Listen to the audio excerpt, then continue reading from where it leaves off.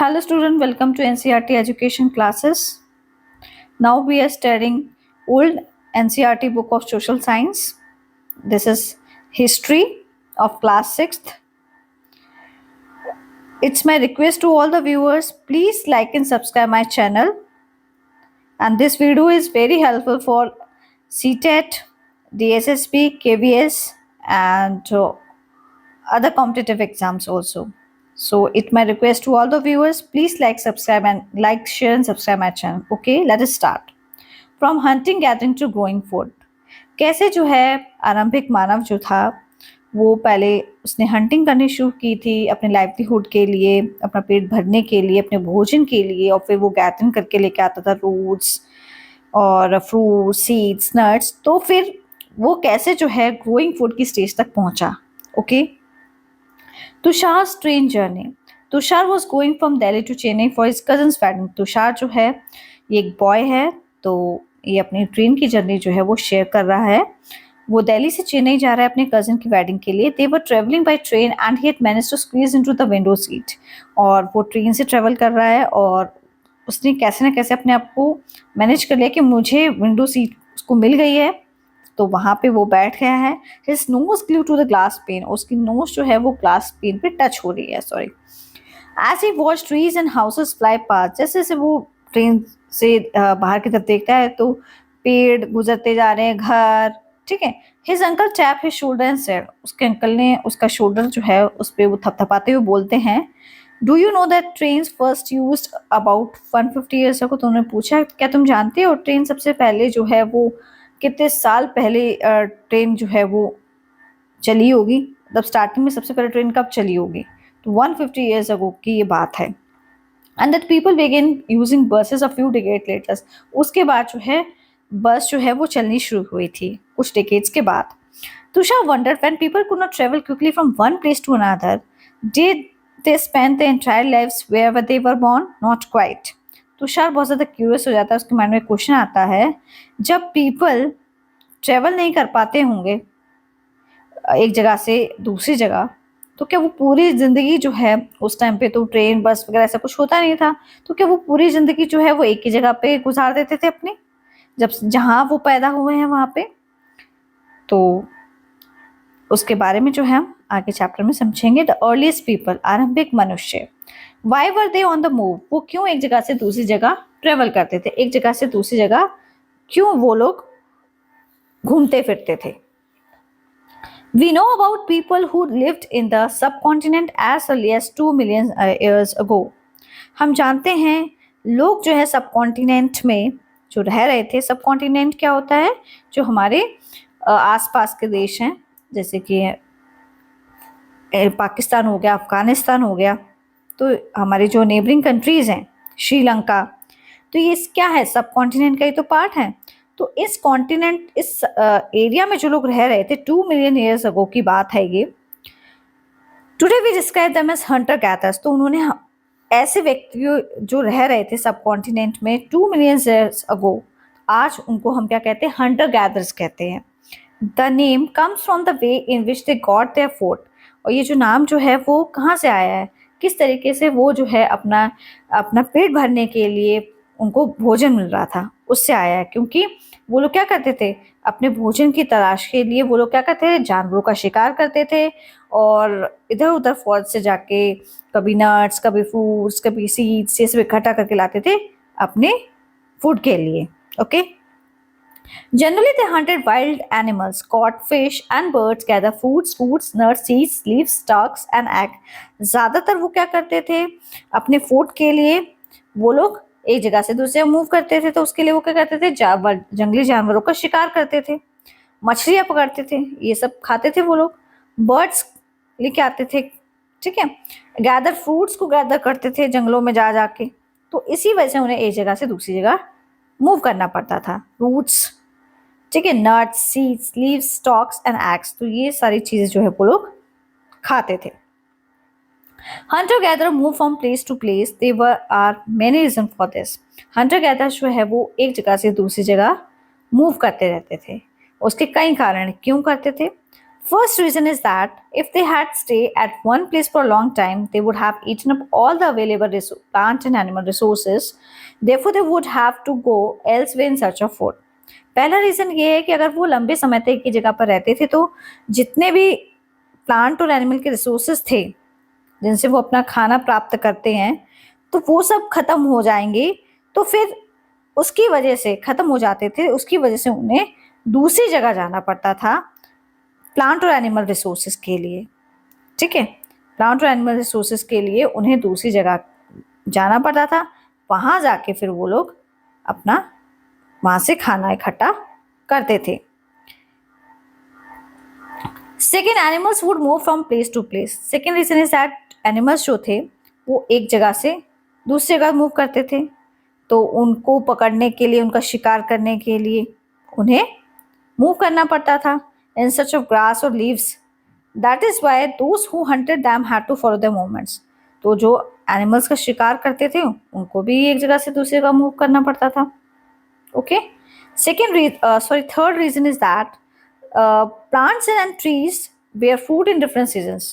Plants और trees जो है वो सीजन के अकॉर्डिंग ग्रो करते हैं, आपको पता है। ठीक है, हर ट्री जो कोई भी ट्री जो है जो अपना वो फल देगा वो एक सीजन में देता है, पर्टिकुलर सीजन में। Okay, so people may have move from season two season. तो इस वजह से लोगों को सीजन टू सीजन एक जगह से दूसरी जगह जाना पड़ता था in search of different kinds of plants, क्योंकि अलग अलग तरीके के प्लांट्स जो है उनको वो कंज्यूम, वहाँ से अपना खाना जो है वो फूड अपना जो है वहाँ से लीव्स चाहिए उन्हें या सीड्स चाहिए या फ्रूट्स है जो वो कंज्यूम करते थे, तो उसके लिए उन्हें अलग अलग जगह पे जाना पड़ता था। फोर्थ रीजन क्या है? People, plants and animals need water to survive. सभी को क्या है, पानी की आवश्यकता होती थी सर्वाइव करने के लिए। तो पानी जो है वो लेक्स से मिलता था, water is found in lakes, streams and rivers, while many rivers and lakes are perennial with water throughout the year। मतलब बहुत सारी नदी और तालाब ऐसे थे जो पेरिनियल होते थे, मतलब पूरे साल उनमें पानी होता था। अदर्स आर सीजन, कुछ ऐसी नदियाँ होती थी वो सूख जाती थी, तो उसमें सीजन टू सीजन ही पानी मिलता था जब बारिश वारिश होती थी। People living on their banks would had to go in search of water during the dry seasons। जो लोग नदी के किनारे रहते थे, जब नदियाँ सूख जाती थी तो फिर उनको क्या करना पड़ता था, जब नदी सूख जाती थी जिस सीजन में, तो उस सीजन में उन्हें एक जगह से दूसरी जगह मूव करना पड़ता था पानी के लिए। Okay, how do we know about these people? तो इन लोगों के बारे में जो है हम कैसे जानेंगे? Archaeologist have found some of the things hunter gatherers made and used. Archaeologist को बहुत सारी चीजें ऐसी मिली हैं जो हंटर गैदर्स ने बनाई हैं और उनको वो लोग यूज करते थे। It is likely that people made and use tools of stones, wood and bone, of which stone tools have survived best। ऐसा माना जाता है कि जो लोग थे वो टूल्स को बनाते थे, और वो किसके टूल्स बनाते थे? स्टोन के टूल्स बनाते थे, वुड के बनाते थे, लकड़ी के, और बोन के बनाते थे। तो जो स्टोन्स के टूल्स होते थे वो सरवाइव भी करते हैं। ठीक है, आज भी आपको ये स्टोन के टूल्स जो हैं कहीं ना कहीं म्यूजियम वगैरह में देखने को मिल जाएंगे। तो इस तरीके के टूल्स जो है वो यूज किया करते थे फॉर, अगर उन्हें मान लो पेड़ पे से कोई फल वगैरह तोड़ना है तो उसके लिए वो टूल्स ही यूज करना पड़ता था उनको। हंटर गैदरर्स या कोई भी जानवर अगर वो ले आए हैं, ठीक है, शिकार करते, तो उसको काटना है, कुछ भी करना है, तो उसके लिए उनको टूल्स चाहिए होते थे। Okay, some of these stone tools were use to cut meat and bone. जैसे कि मैंने आपको बताया कि स्टोन टूल्स का यूज किसके लिए किया था? मीट और बोन के लिए किया था। स्क्रैप बार्क, पेड़ की छाल छीलने के लिए, एंड हाइड्स, एनिमल्स के स्किन को निकालने के लिए, चॉप फ्रूट एंड रूट्स, और फ्रूट और नट्स को काटने के लिए। Some may have been attached to handles of bones or wood to make spears and arrows for hunting। कुछ तो इस तरीके के टूल्स हुआ करते थे कि उनको हैंडल्स में अटैच कर दिया जाता था, बोन्स को, जैसे वुड को तो हैंडल में अटैच कर देते थे, और फिर धीरे धीरे आप देखेंगे उस समय आप पे भाले और तीर वगैरह भी जो है उस टाइम पे लोग यूज किया करते थे फॉर हंटिंग। ओके, शिकार करने के लिए जानवरों का। Other tools were use to chop wood which was use for as firewood. और भी टूल्स थे जिनका वो लोग यूज करते थे लकड़ी को चॉप करने के लिए, और फायरवुड का तो यूज किया ही जाता था उस टाइम पे। और wood was also use to make huts and tools, wood का यूज झोपड़ियां बनाने के लिए और टूल्स बनाने के लिए भी किया जाता था। तो आप देख सकते हैं ये जो फिगर है इसमें आपको शो भी किए गए हैं कि किस तरीके के स्टोन्स के टूल्स का जो है यूज किया जाता था। ठीक है, ये देखिए, digging the ground to collect edible fruits. तो ये जो है इस टूल से क्या किया जाता था कि जो रूट्स होती थी उनको खोद के निकाला जाता था। ठीक है, राइट साइड में आप देखेंगे stitching clothes made out of animal skin, जो एनिमल स्किन निकालते थे उससे कपड़े सिलते थे। इस तरीके का ये टूल होता था, इससे कपड़े सिले जाते थे। तो ये इन्होंने पिक्चर शो की हैं कि किस तरीके से स्टोन्स के जो टूल होते थे उनका यूज किया जाता था।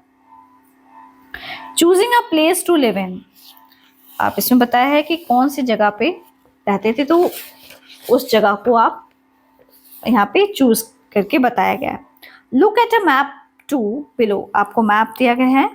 All the places marked with red triangles are sites from which archaeologists have found evidence of hunter-gatherers.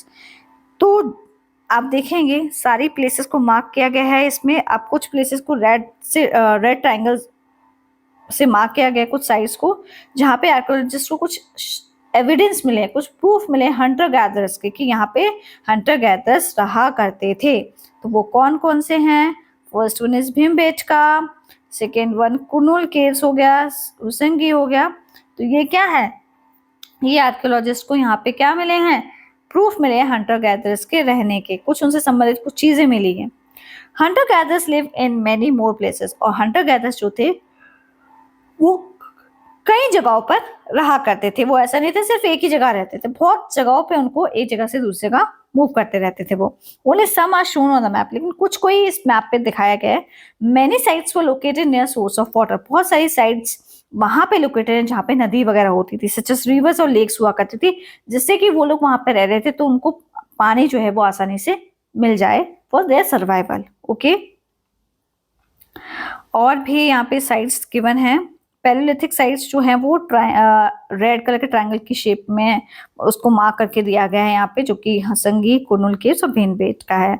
Next आप देखेंगे न्यूलिथिक साइट्स कौन सी हैं, जो ये हल्लूर हो गया, पयमपल्ली हो गया, जो आपको ब्लू कलर के स्क्वायर्स में शो किए हैं, this is neolithic sites. Okay, Chirand हो गया, कोलडीवा, महागढ़ा, दाउजली, होर्डिंग, मेहरगढ़। ये क्या है?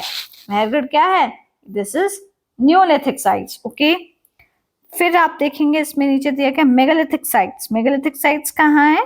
जो ग्रीन कलर की मार्क की गई, अरिचलमुरु और Brahmagiri. Okay, these are neolithic sites. Early villages जो इनाम गांव हो गया आपका। ओके, और नेक्स्ट है आपको मॉडर्न सिटीज क्या होती थी, जैसे कि मुंबई, कोलकाता। ये इस मैप में आपको सारे जो इंडेक्स दिया गया है तो उसमें कुछ उनके नाम दिए गए, उनको पूरे सिंबल से डिनोट करके इस पे पूरा मैप पे शो किया गया। Okay, these are the some important archaeological sites. Okay, as stone tools were important, people tried to find places where good quality stones were easily available. जैसे कि स्टोन के टूल्स भी बहुत यूज किए जाते थे, बहुत जरूरी थे, तो लोगों ने ऐसी जगहों को ढूंढा जहाँ पे अच्छी क्वालिटी के स्टोन्स जो हैं वो आसानी से मिल जाएं। ठीक है, तो आप देख सकते हैं ये पिक्चर है, ये इसको देख लेते हैं। भीमबेटका जो है प्रेजेंट डे मध्य प्रदेश के अंदर है। ये बहुत पुरानी साइट मानी जाती है जहाँ पे केव्स और रॉक शेल्टर्स बने हुए हैं। People choose these natural caves because they provide shelter from the rain. लोगों ने इस नेचुरल केव्स को क्यों शेल्टर चुना? क्योंकि ये उन्हें रेन से, हीट से और विंड से बचाती थी, उनकी सुरक्षा करते थे। These rock shelters are close to the Narmada valley, और ये जो रॉक के जो शेल्टर्स जो बने हुए हैं ये नर्मदा जो नदी है उसके आसपास ही बने हुए हैं। Can you think of why people choose to live here? लोग क्यों यहाँ रहना पसंद करते थे? क्योंकि वो अपने आप को गर्मी से, बारिश से और हवा से बचा सके। Okay, rock paintings and what they tell us. ये रॉक पेंटिंग इसमें शो की गई, आप देख सकते हैं। ये पेंटिंग है रॉक शेल्टर की। डिस्क्राइब द पेंटिंग, और इस पेंटिंग को डिस्क्राइब किया गया। आप देखेंगे ये एक डियर है जिसको एक व्यक्ति जो है हंट कर रहा है। Many of the caves in which these early people live have paintings on the walls. बहुत सारी केव्स हैं जहाँ पे इस तरीके के जो आरंभिक मनुष्य होता था उसने बहुत सारी पेंटिंग्स वॉल पे बनाई हैं. Some of the best examples are from Madhya Pradesh and southern Uttar Pradesh. कुछ एग्जांपल्स इसी तरीके के मध्य प्रदेश से लिए गए हैं, कुछ सदर्न उत्तर प्रदेश से लिए गए हैं. These painting shows wild animals. और ये पेंटिंग शो कर रही है किस जंगली जानवर को ड्रॉ किया गया है इसमें, और विद ग्रेट एक्यूरेसी और स्किल के साथ. ओके,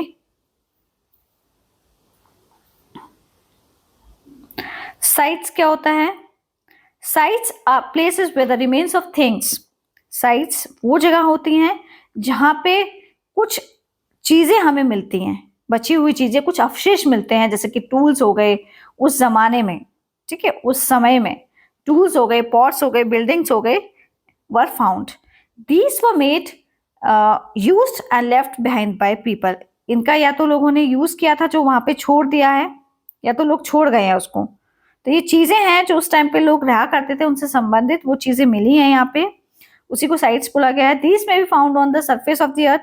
या तो ये चीजें अर्थ की सरफेस पे मिल रही है, या बरीड अंडर द अर्थ, या तो ये धरती के नीचे, मतलब कि अर्थ के नीचे दबी हुई मिल रही है. और समटाइम्स इवन अंडर वाटर, कभी कभी कुछ चीजें जो पानी के अंदर भी मिली हुई हैं. You will learn more about different sites in later chapters. तो बहुत सारी इस तरीके की जो साइट्स हैं उनके बारे में हम आगे जो चैप्टर्स पढ़ेंगे उनमें समझेंगे. Finding about fire. फायर के बारे में कैसे पता लगाया था उन लोगों ने, अर्ली ह्यूमंस ने. फाइंड द कुरनूल केव्स और मैप 2. आप देखें कुरनूल केव्स हमने देखी थी, मैप 2 जो आपको शो किया गया था पेज नंबर 13 पे. तो वहां वहीं से जो है हमें फायर के साक्ष्य मिले. Traces of ash have been found है. वहां से हमें क्या मिला है? राख मिली है. राख कैसे मिली हो? राख मिली है तो इसका मतलब क्या हुआ? वहां पे फायर का आविष्कार क्या हुआ? फायर मतलब उन्होंने आग जलाई हुई तभी तो ऐश बनी है वहां पे. This suggest that people were familiar with the use of fire. तो इससे हमें ये समझ में आता है कि हाँ, वहां पे की जो लोग थे वो फायर से परिचित थे. Fire could have been used for many things. और फायर का यूज जो है कई चीजों के लिए किया जाता है. As a source of light. आपके घर में लाइट नहीं होती तो पहले बहुत, आज जब आपके दादी दादा के जमाने की बात है, तब उस टाइम पे लोग क्या करते थे? उस टाइम पे लोग दिए जला लेते थे अपने घरों में रोशनी के लिए, ठीक है. शाम के टाइम पे लाइट, तो इलेक्ट्रिसिटी नहीं थी उस टाइम पे, इतनी इन्वेंट नहीं थी, तो वो लोग दिए जला लेते थे. उसकी रोशनी में वो लोग अपना जो भी उनको थोड़ा बहुत काम करना पड़ता था वो उस रोशनी में करते थे. To roast meet. मीट को अगर आपको रोस्ट करना है तो उसके लिए फायर की आवश्यकता होती है, उसी पे होता है. And to scare away animals. कई बार क्या होता था, बहुत सारे ऐसे जानवर आ जाते थे, जंगली जानवर, जहाँ पे लोग रह रहे होते थे, तो वहां पे लोगों को डर लगा रहता था कहीं ये एनिमल जो है वो हमारे घर में ना घुस आए, हम पे कहीं आक्रमण ना कर दे. तो उसके लिए क्या करते थे लोग? वहां पे आग जला के रखते थे. Why do we use fire for today. आज हम फायर का यूज किसके लिए करते हैं? आज हम फायर का यूज कुकिंग के लिए करते हैं, ठीक है. उस समय के लोग नहीं जानते थे, ठीक है. आज हम फायर का यूज किसके लिए करते हैं? अपने आप को वार्म रखने के लिए विंटर सीजन में. Okay, you can see hilly areas में लोग जो है वो आग जला के रखते हैं ऑल टाइम, की अपने आप को थोड़ा वार्म फील करे वो लोग. ओके. और हमारे जो बड़े बूढ़े बुजुर्ग लोग होते हैं, जब सर्दियाँ काफी पड़ती है तो वो लोग जो हैं आग के सामने ही बैठना ज्यादा पसंद करते हैं, क्योंकि उन्हें बहुत ज्यादा सर्दी लगती है. ओके. तो आज जो है फायर के बहुत सारे यूजेस हैं. ओके. Names and dates. अब जो है हम इसमें नेम्स और डेट्स के पढ़ने वाले हैं. Okay. Archaeologist have given lengthy names for the time that we were studying. Archaeologist जो हैं उन्होंने काफी लेंथी नेम्स दिए हैं उस टाइम के बारे में जो हम अब पढ़ रहे हैं, पढ़ने वाले हैं इसके अंदर. They call the earliest period the Palaeolithic. जो सबसे पहला पीरियड था, ठीक है, वो कौन सा पीरियड था? उसको आर्कियोलॉजिस्ट ने क्या नेम दिया है? वो पैलियोलिथिक था. ओके. पैलियोलिथिक को ओल्ड स्टोन एज बोला जाता है. Okay. And this come from 2 Greek words. और ये जो पैलियोलिथिक वर्ड जो है 2 ग्रीक वर्ड से आया है. पहला है पैलियो. पैलियो मीन्स होता है मीनिंग ओल्ड, पुराना, एंड लिथोस का मतलब होता है स्टोन, पुराने पत्थर वाला युग बोला गया इसको, ठीक है. The name points to the importance of find of stone tools. इस वाले टाइम पीरियड में जो है हमें जो है स्टोन्स के टूल्स का हमने पता लगाया है. Okay. The palaeolithic period extends from 2 million years ago to about 12,000 years ago. और जो पैलियोलिथिक पीरियड जो है वो एक्सटेंड कर रहा था 2 मिलियन ईयर्स से लेके, इट मीन्स 20 लाख ईयर्स से लेके अबाउट 1200 ईयर्स अगो. ये जो डाटा जो आपको गिवन है इसमें, तो कहीं पे थोड़ा बहुत तो आपको 1000-2000 ईयर्स का थोड़ा बहुत जो है चेंजेस देखने को मिलेंगे, लेकिन एज पर अवर एनसीईआरटी बुक हम इसी डाटा को कंसीडर करेंगे। ओके, लेकिन आपको पता होना चाहिए थोड़ा बहुत डिफरेंसेस हो सकता है ईयर्स में। ओके, तो 2 मिलियन ईयर्स से लेके अबाउट 1200 ईयर्स तक का जो टाइम पीरियड रहा है वो पैलेयोलिथिक टाइम पीरियड रहा है। ओके, जिसको ओल्ड स्टोन एज बोला जाता है। This long stretch of time is divided into lower, middle and upper palaeolithic, और इस टाइम पीरियड को जो है 3 पार्ट्स में डिवाइड किया गया है। लोअर पैलेयोलिथिक स्टेज, ठीक है, पैलेयोलिथिक पीरियड, मिडल पैलेयोलिथिक पीरियड और अपर पैलेयोलिथिक पीरियड। ओके, मैं एक चीज और बताता हूँ, ये जो पैलेयोलिथिक पीरियड था ना, यहाँ की जो कुछ भी हमारे पास पेपर पेन तो होते नहीं थे उस टाइम पे, तो उनकी जो हिस्ट्री है ना उसका कोई भी साक्ष्य हमको ऐसा कुछ मिला नहीं है।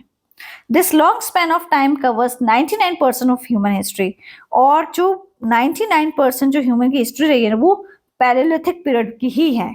ओके, और इसका हमें कोई ऐसा कोई एविडेंस नहीं मिला है कि उस टाइम पे कोई ऐसा पेन पेपर कुछ नहीं, तो कोई ऐसा एविडेंस नहीं है। ओके, तो 99% जो ह्यूमन हिस्ट्री का जो टाइम पीरियड जो है वो पैलेयोलिथिक स्टोन एज का ही है। Okay, the period when we find environmental changes, जिस पीरियड में हमें वातावरण में हमारा जो क्लाइमेट है उसमें जो चेंजेस देखने को मिले हैं वो कब, उसकी शुरुआत कब से हुई है? Beginning about 12,000 years ago till about 10,000 years ago.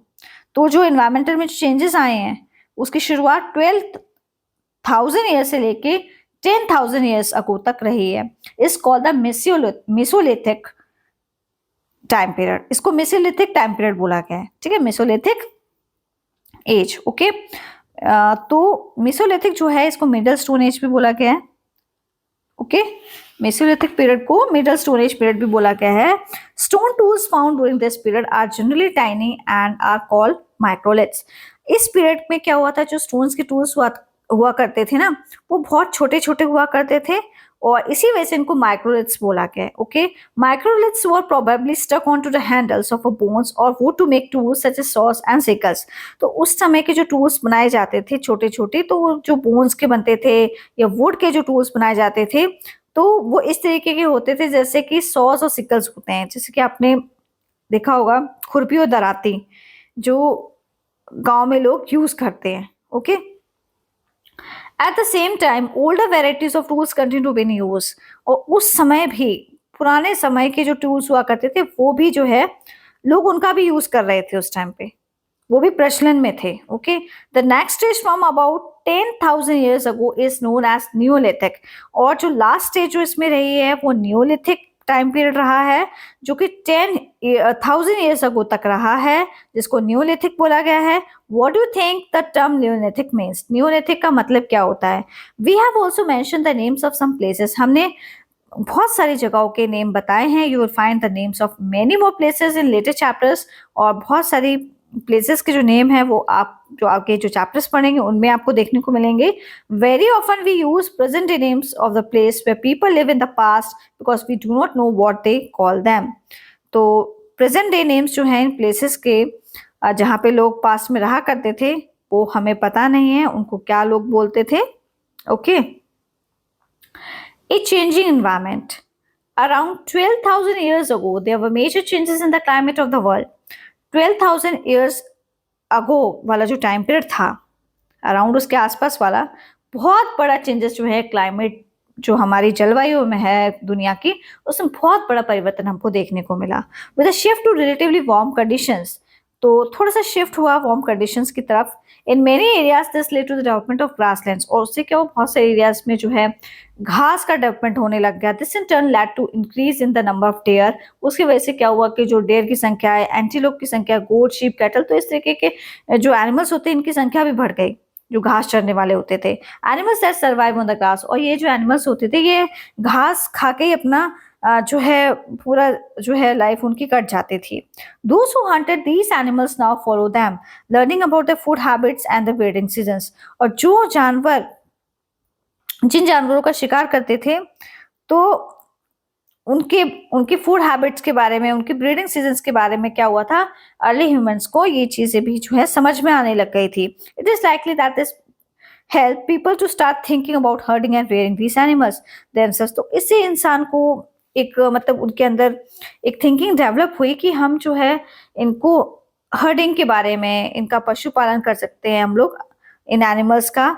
और उससे फिर क्या होगा, हम अगर इनको पालेंगे तो हमें भी कुछ ना कुछ मीट, मिल्क, ये सब चीज़ें जो हैं इनसे प्राप्त होंगी। तो इस वजह से उनके में एक थिंकिंग डेवलप हुई कि हमें इनको हर्डिंग और रेयरिंग करना चाहिए इन एनिमल्स को। Fishing also become important. उस टाइम पे फिशिंग जो है वो भी, फिशिंग करना भी लोग जो है बहुत, ये ऑक्यूपेशन जो है ये भी करना सीख गए थे। ओके, इसके बारे में उन्हें नॉलेज हो गई थी किस तरीके से फिश ब्रीड करती है और किस सीजन कब हमको फिश को जो है वो पानी से निकालना है। तो ये सारी जो है पूरी जो नॉलेज है लोगों को समझ में आने लग गई थी, लोग ये चीज समझने लग गए थे धीरे धीरे। Beginning of farming and herding. Farming और हर्डिंग की शुरुआत कैसे हुई थी? This was also a time when several grain bearing grasses. ये एक ऐसा समय होता है जब बहुत सारे ग्रेन्स ग्रो करते हैं और ग्रासेस, घास भी बहुत अच्छे से उगती है, including wheat, barley and rice to natural different parts of continent. तो बहुत सारे जब उन्होंने ग्रेन्स, एक समय आया जब उन्होंने देखा कि व्हीट इस तरीके से उगता है, बार्ली इस तरीके से उगती है, और ये अलग अलग जो हमारे सब कॉन्टिनेंट है वहाँ के अलग अलग पार्ट्स में कहीं पे व्हीट उग रहा है, कहीं बार्ली उग रहा है, कहीं राइस उग रहा है। तो इसके बारे में उन्हें जानकारी मिली उन्हें। Men, women and children probably collected these grains as food and learned where they grew and when they ripened. तो जो मैन होते थे, वुमेन होते थे, चिल्ड्रन, तो सब लोग जो है ये कलेक्ट करके लाते थे इन ग्रेन्स को एज अ फूड। और फिर वो ये चीज़ भी सीखते थे कि कैसे ग्रू, कैसे इनको उगाया जाता है, किस तरीके से ये फसलें पक जाती हैं। This may have lead them to think about growing plants on their own. तो इस तरीके से उन्होंने अपने आप ही खुद जानकारी इकट्ठी की, खुद समझा कि किस तरीके से जो है प्लांट्स वो ग्रो कर रहे हैं। In this way people became farmers. इस तरीके से लोग जो है वो किसान बन गए। तो उन्हें नॉलेज, उन्हें ज्ञान मिल गया कि किस तरीके से हमें फसलों को उगाना है। People could also attract and then tame animals by leaving food for them near their shelters. लोग जो थे वो बहुत ज़्यादा इस तरफ की तरफ भी बहुत आकर्षित हो रहे थे कि हम जो है जानवरों को पालेंगे और उससे भी हमें कुछ ना कुछ फूड मिलेगा, और food for them near the shelters. तो उनको खुद अपने घर में ही खाना मिल जाया करेगा। तो आपको पता है एनिमल्स दूध देते हैं और उनसे दूध, दही, बहुत सारी चीज़ें जो है वो हम लोग कंज्यूम करते हैं as a dairy product. Okay, the first animal to be tamed was the wild ancestor of the dog. जो सबसे पहला एनिमल जिसको पाला गया था वो जो है वो क्या था, वो डॉग था। ठीक है, कुत्ता। Later people encourage animals that were relatively gentle to come their camps where they lived. फिर उनको एनिमल्स के बिहेवियर भी समझ आने लग गया डॉग का, कि अगर हम उससे पोलाइट रहेंगे तो वो हमारे पास आएगा, हमारी बात को समझेगा। These animals such a sheep, goat, cattle and also pig live in herds. फिर क्या हुआ, ये एनिमल शीप, गोट, कैटल और ये पिग जो है उनको एक हर्ड्स में रखना शुरू कर दिया। And most of them at grass. फिर उनको चराने ले जाया जाता था ग्रास खिलाने के लिए। Often people protect these animals from attack by other wild animals. तो फिर लोग जो इस तरीके से इनका पशुपालन करने लग गए थे, और लोग जो थे इन जानवरों की इतनी सुरक्षा करते थे, कोई बाहर से कोई जंगली जानवर इन पे अटैक ना करते। This is how they became herders. इस तरीके से वो हर्डर्स बन गए थे, चरवाहे। Okay, can you think of any reasons why the dog was perhaps the first animal to be tame? क्या आप कोई कारण बता सकते हैं कि डॉग जो था वो ही सबसे पहला जानवर क्यों था? उसको ही क्यों पाला गया था? ओके, उसको क्यों टेम किया गया था? Okay, domestication. तो डोमेस्टिकेशन क्या है, आपको पता है डोमेस्टिकेशन क्या है? पालना किसी भी पशु को, जो हम पालतू पशु होते हैं ना, जिनको हम पाल सकते हैं, जो हमारे बिहेवियर को समझ सकते हैं और हमें भी थोड़ा बहुत जो है वो प्रोटेक्ट करते हैं। तो डोमेस्टिकेशन मीन्स पालना। Domestication is the name given to the process in which people grow plants and look after animals. ये वो प्रोसेस है जिसमें लोग प्लांट्स को के बारे में समझ रहे थे कि प्लांट्स कैसे ग्रो हो रहे हैं, किस तरीके से हमें एनिमल्स की देखभाल करनी है। Very often plants and animals that are tended by people become different from wild plants and animals. तो आप देखेंगे प्लांट्स एंड एनिमल्स जो है किस तरीके से लोग उनकी देखभाल करते थे, डिफरेंट। और वो पौधे जो होते थे वो वाइल्ड प्लांट और एनिमल्स से, जंगली जानवरों से और जंगली पशु जो पौधे होते थे उनसे बहुत अलग हुआ करते थे। This is because people select plants and animals for domestication. फिर लोग ने क्या किया, जैसे किसी प्लांट्स को ग्रो करना शुरू किया, एनिमल्स का डोमेस्टिकेशन किया, और जैसे काव हो गया, बफेलो हो गया, तो उन्हें समझ में आने लगा कि काव हमें दूध देती है, ठीक है। और वो लोग क्या करते थे, अपने फार्मिंग के लिए क्या करते थे, जो ऑक्स होते थे उससे खेत जुतवा लेते थे। For example they select those plants and animals that are not prone to disease. तो उन्होंने क्या किया, ऐसे प्लांट्स का चुनाव किया जिन्हें बीमारी जो अच्छे से ग्रो हो जाए, और जो और ऐसे एनिमल्स को उन्होंने चुनाव किया जिन्हें बहुत कम बीमारियां होती थी। They also select plants that yield large size grain and have strong stars. और उस तरीके के प्लांट्स उन्होंने उगाने शुरू किए ज्यादा क्वांटिटी में, जिनके बड़े बड़े ग्रेन्स हुआ करते थे और बड़े बड़े स्ट्रॉन्ग जो है उनके डंठल हुआ करते थे, capable of bearing the weight of the ripe grain. और वो फसलें जो हैं, अगर वो फसलें पक जाती हैं तो उसका भी वेट जो है वो होल्ड कर सके। Seeds from selected plants are preserved and shown to ensure that new plants and seeds will have the same qualities. जो seeds कुछ ही selected plants होते थे, उनके seeds को प्रिजर्व करके रखते थे, और इसलिए कि वो नेक्स्ट टाइम पे फिर क्या करेंगे, उसे एक नया पौधा बनाएंगे और फिर इस तरीके से अपनी फसल को तैयार करेंगे। Amongst animals those that are relatively gentle are selected for breeding. उन्होंने क्या किया, ऐसे एनिमल्स को ब्रीडिंग के लिए तैयार किया जो बहुत ज्यादा जेंटल होते थे। As a result gradually domesticated animals and plants become different from wild animals and plants. तो जो जिस तरीके के जानवरों को पाल रहे थे या पौधों को लगाते थे, तो वो उनसे बहुत ज्यादा परिचित थे, और वो जंगली जानवरों से और जंगली जो पेड़ पौधे थे उनसे अलग हुआ थे। जो वो जानवर होते थे, वो जंगली जानवर से अलग होते थे, उनको वो पालते थे, और ऐसे पेड़ पौधे वो लगाते थे जो जंगली ना हो। Okay, for example the teeth and horns of wild animals are usually much larger than that of domesticated animals. इसमें ये बताया, आप देखेंगे जो टीथ होते हैं या सींग होते हैं किसी भी जंगली पशु के, वो बहुत ज्यादा बड़े होते हैं अगर उसको हम कंपेयर करें कोई घरेलू पशु हो, ठीक है, कि जिस पशु को हम पाल रहे हैं अपने घर में, उसके इतने बड़े टीथ और हॉर्न्स नहीं होंगे। Okay, look at these two sets of teeth. Which do you think belongs to a wild pig and which is to be domesticated one? तो इसमें ये बताया कि दो पिक्चर आपको शो की गई इसके अंदर टीथ की, जो बड़े वाले जो बड़े बड़े टीथ हैं वो तो किसी जंगली जानवर के लग रहे हैं, और जो छोटे से टीथ है वो पशु, ऐसा पशु जिसको हम पाल रहे हैं, ठीक है, डोमेस्टिकेटेड करें, उसके टीथ लग रहे हैं। Okay, domestication was a gradual process that took place in many parts of the world. Domestication जो है ये ऐसा प्रोसेस जो बहुत धीरे धीरे होता है, इसको धीरे धीरे किया जाता है, और काफी दुनिया के हर पार्ट्स में जो है ये डोमेस्टिकेशन का ये प्रोसेस है, ये शुरू हो गया था धीरे धीरे। It's began about 12,000 years ago, ये स्टार्ट हुआ था, इसकी शुरुआत हुई थी। Virtually all the plants and animal produce that we use as food today is result of domestication. जो आज हम प्लांट और एनिमल प्रोड्यूस कर रहे हैं, जिससे कुछ प्रोडक्ट्स मिल रहे हैं खाने के लिए, वो डोमेस्टिकेशन का ही प्रोसेस है, रिजल्ट है, नतीजा है। Some of the earliest plant to be domesticated were wheat and barley. जो पहले सबसे पहले प्लांट्स को डोमेस्टिकेटेड किया गया था वो व्हीट और बार्ली थे। द अर्लीस्ट डोमेस्टिकेटेड एनिमल्स जो कौन था उसमें से, शीप एंड गोट। जो सबसे पहले जो पशुओं को पाला गया था वो शीप और गोट थे। ओके, तो जो इसके अब जो है ये चैप्टर जो है फिर बहुत ज़्यादा लेंथी हो जाएगा, तो इसीलिए मैं जो है इस चैप्टर को यहीं पे, इसका जो पार्ट 1 है वो कंप्लीट कर रही हूँ, और नेक्स्ट पार्ट में हम लोग इस चैप्टर के क्वेश्चन आंसर जो आपके एग्जाम्स में बहुत ज़्यादा हेल्पफुल होंगे, तो उसको मैं आपको एक्सप्लेन करूँगी, और आप 2-4 बार अगर पढ़ लेंगे तो आपको ये चैप्टर जो है पूरा उसमें कवर भी हो जाएगा, और जो रिमेन जो इसमें कंटेंट रह गया इस चैप्टर का उसको भी मैं एक्सप्लेन करूंगी। So it's my request to all the viewers, please like subscribe my channel. Okay.